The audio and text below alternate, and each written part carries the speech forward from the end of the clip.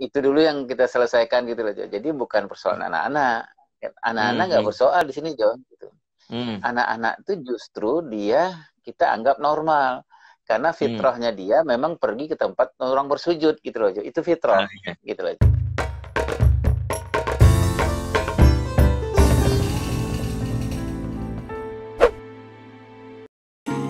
Jangan lupa subscribe channel Langkah Kita, like video ini, dan share ke teman, kerabat, keluarga terdekatmu untuk menyebarkan manfaat yang jauh lebih banyak lagi.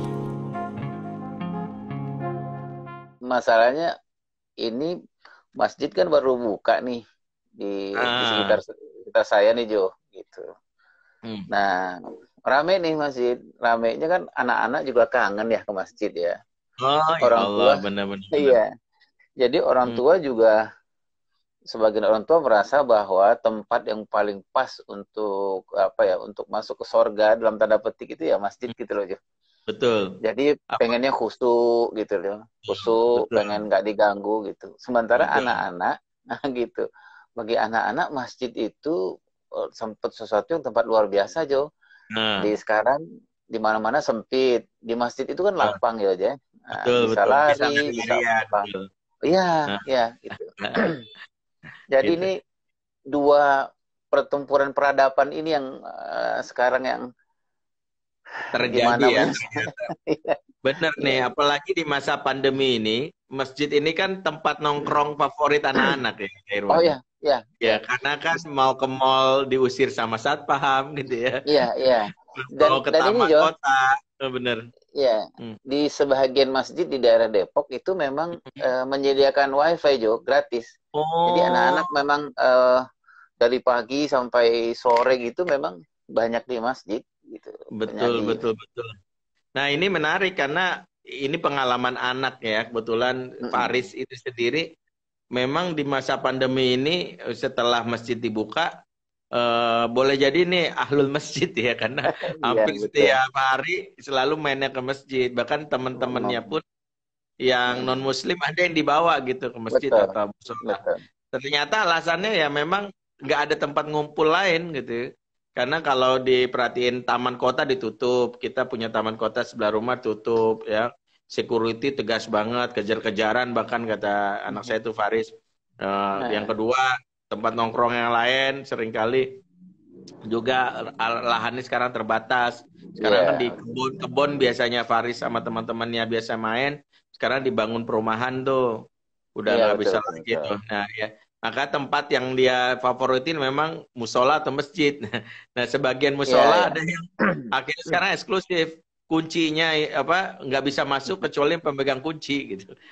Karena anak-anak itu kalau udah masuk musola atau masjid, ya itulah yang mungkin ayah yang bilang Iya, banyak sekali ya terjadi ya mungkin protes-protes ya salah satunya ya, keriuhan dan kebisingan yang timbulkan oleh anak-anak betul. bercanda di masjid. Ini kalau menurut Ayah Irwan nanti saya juga bisa mengungkapkan pendapat sebenarnya Ya, anak-anak yang bercanda di masjid ini kemunduran atau kemajuan Ayah Irwan? iya Kemanduran Jo. ada kemajuan. Iya, kalau bicara soal persoalan anak-anak ke masjid ini kan bukan persoalan anak-anak Jo ya. Itu yang harus kita Hmm. garis bawahi dahulu. Jadi Hmm. kalau anak-anak ke masjid, anak-anak mau ramai mau apa itu sebenarnya persoalan orang tua gitu loh, Jo. Hmm. Jadi itu dulu yang kita selesaikan gitu loh Jo. Jadi bukan persoalan anak-anak. Anak-anak Hmm. nggak Hmm. bersoal di sini Jo. Gitu. Hmm. Anak-anak itu justru dia kita anggap normal karena Hmm. fitrahnya dia memang pergi ke tempat orang bersujud gitu loh Jo. Itu Ah, fitrah iya. gitu loh Jo. Betul, betul, Jadi betul. nggak ada kalau anak-anak justru nggak suka ke masjid berarti ada fitrahnya yang terlanggar gitu Ya, aja. iya, iya. Masya Jadi Allah. Oh, kalau benar. dia suka ke masjid itu fitrah harusnya kita bahagia gitu loh Jo. Gitu. Betul. Nah cuman persoalannya adalah yang nggak siap itu orang tua gitu loh Jo. Hmm. Orang tua yang nggak siap itu untuk bagaimana menghebatkan fitrah anak-anak ini. Ini kan persoalan bertahun-tahun nih Jo, gitu ya. Hmm. Hmm. Selalu paradigma itu kita ngelihatnya bahwa ini persoalan anak-anak gitu. Kalau Hmm. anak-anak enggak, dia mau beribadah, dia mau lari-lari, mau ibadah gitu sebenarnya fitrahnya sudah pas itu Jo. Nah Hmm. kalau Hmm. yang nggak pas itu kalau dia lari-lari tempat yang lain gitu, dia pergi Iya, iya, iya. kemana, ke mall, ke apa, itu nggak fitrah. Gitu. Nah Betul, betul, fitrahnya memang ke masjid. Jadi ada betul. satu ruang yang kita nggak bisa, ya, suatu ruang yang sangat luar biasa kalau dalam terminologi pengasuhan dalam Islam itu adalah, yaitu Jo, magnetnya masjid itu Jo, tempat orang berzikir, tempat orang mengaminkan. Bayangkan orang mengaminkan 7 prinsip gitu loh Jo. Berapa itu? Al-Fatihah itu loh Jo. Itu kan diaminkan. Iya. Nah itulah sebabnya kenapa anak-anak memang dari Bismillah sampai Waladhdallin itu kan itu prinsip dia Jo ya gitu. Dan kemudian diaminkan Betul. gitu. Itu nggak bisa kita halangi. Jadi memang anak-anak bagaimanapun caranya dia akan pergi ke masjid. Nah, kalau saya nih Jo, yang perlu kita garis bawahi yang persoalan ini adalah kita menggarisbawahi bagaimana kita gitu loh. Ini persoalan orang tua bukan persoalan anak gitu loh Jo, gitu. Orang tua yang nggak siap justru ketika menerima anak-anak ke masjid ya. Ini menarik nih Ayah Irwan. Sekalian sebelum kita lanjutkan ya Irwan, kita menyapa dulu beberapa teman-teman yang sudah bergabung. Ada Muhammad Taufan 85, Edi Gunawan. Nah ini Bos Madu nih Edi Gunawan nih. Bos Madu. Ada Solah Hestop ya. Toyfur Bintoro, Ayah Irwan kalau nggak salah resellernya kalau nggak salah tadi ya. Oh iya betul, reseller betul. Wiwi Rosti, Zen Mahrin, Alam Syah, dan macam-macam. Ada Yunli Miho, waduh, ada dari luar nih. Hanan Selma 18 dan macam-macam. Teman-teman semua, malam ini dengan Ayah Irwan kita diskusi ringan ya tentang bagaimana anak-anak dilarang ke masjid ya karena dianggap membuat bising ya, membuat kebisingan yang membuat sebagian orang tua tuh protes. Kita nggak bisa khusyuk gitu, kita nggak bisa benar-benar berdoa karena kebisingan anak-anak. Nah, emang ini menjadi problem yang seringkali didapati, dilema antara kebutuhan dasar orang tua ya, mereka ingin banget dalam hal ini untuk bisa mendapatkan kebutuhan spiritual. Apalagi di masa pandemi ini ya, orang-orang kan khusyuk banget tuh ya Irwan. Ya, doanya berbeda lagi tuh. Betul-betul begitu disodori data setiap harinya pemerintah bahwa yang mati karena corona sekian orang, ya, data pasien sekian orang. Itu semakin orang mikir, masjid nih. Ntar malam gua harus ke masjid nih. Gitu ya. Bagi masjid yang dibuka ya, ada yang mabit, ada yang betul-betul ya sujudnya luar biasa ya. Artinya nah, cuman masalahnya adalah ketika anak-anak datang kan seringkali nggak bisa konsentrasi. Ini memang menjadi sebuah dilema ya Irwan ya.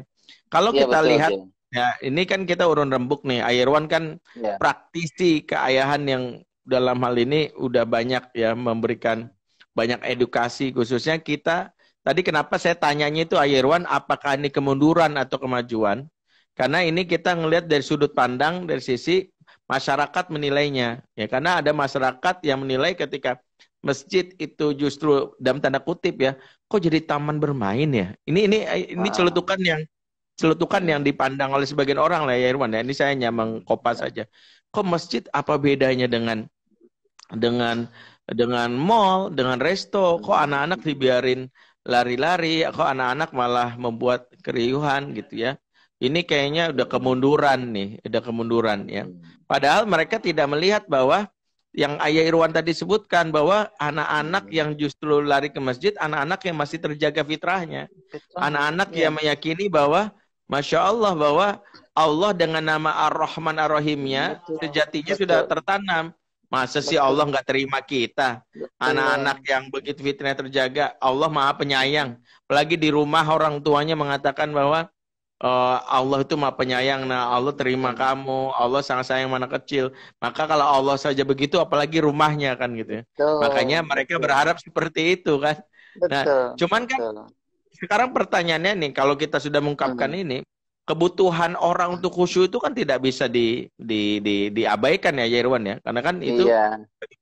Ini untuk menengahinya ya Irwan, mungkin untuk para ayah dan yang pengurus masjid yang menyimak tayangan ini atau para guru, idealnya gimana? Apa yang harus kita tanamkan dulu secara personal deh buat diri kita?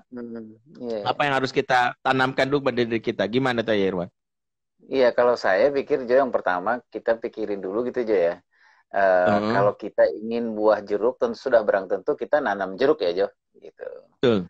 Jadi kalau kita nggak mau nanti akan melahirkan anak-anak ketika dia besar atau tua nggak mau ke masjid, berarti kita jangan menanamkan yang tidak mau ke masjid gitu loh Jo.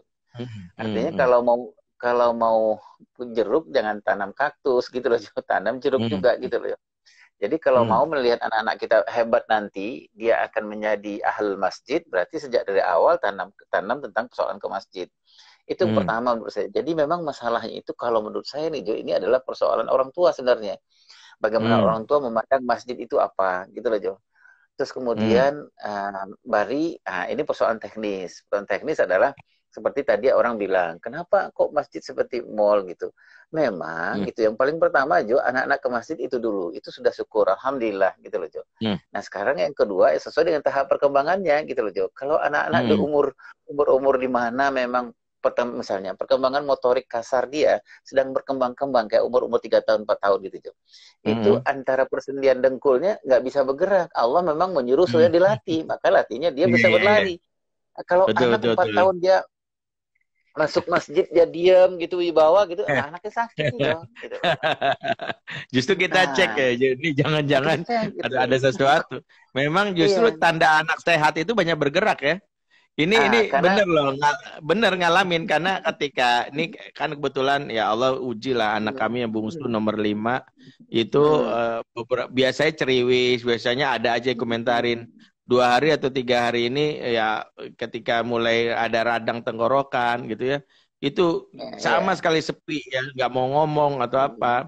Disitulah kami baru merasa kalau dia rewel atau dia banyak komentar ya dalam tanda kutip lincah, tidur selalu lompat sana lompat sini, kadang kuping abinya dipegang dulu sebelum tidur, itu tandanya dia sehat ya. Tapi ketika dia udah mulai pasrah, diem, nggak bicara, terserah, wah itu tandanya lagi sakit. Nah ini mungkin bagaimana kesadaran orang tua. Justru satu Ya. kata kunci dari Ayirwan, anak yang justru banyak bergerak aktif menunjukkan bahwa dia normal dan sehat gitu ya Irwan ya. Ya, jadi kalau saya bilang yang Oke. pertama itu juga adalah pemahaman kita terhadap fungsi masjid. Gitu loh Jo, menurut Hmm. saya gitu ya. Kemudian yang tadi itu Jo, bahwa pemahaman kita terhadap anak-anak ini untuk menjadi besar.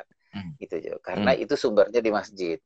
Karena kan Hmm. dalam prinsip pengasuhan dalam Islam itu jangan pintarkan dulu, tapi solehkan dulu, gitu loh. Betul. Nah, solehkan itu ada di masjid, gitu loh, Jo. Hmm.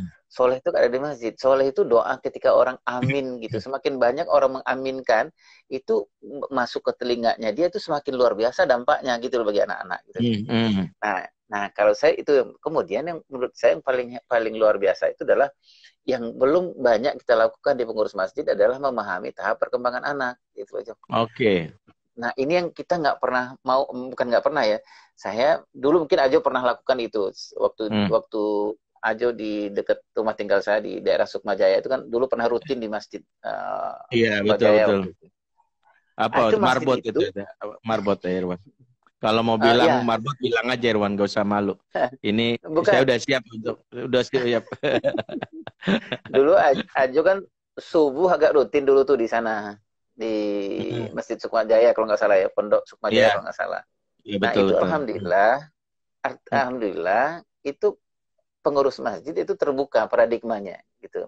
Nah Hmm. mulailah mengkaji gitu, memperlihatkan anak-anak itu dengan rasa cinta gitu loh Jo, gitu. Wah, ini Bahwa mantap nih. inilah yang akan menggantikan kita ke depan gitu loh. Jadi Betul. matanya itu sudah diganti Jo.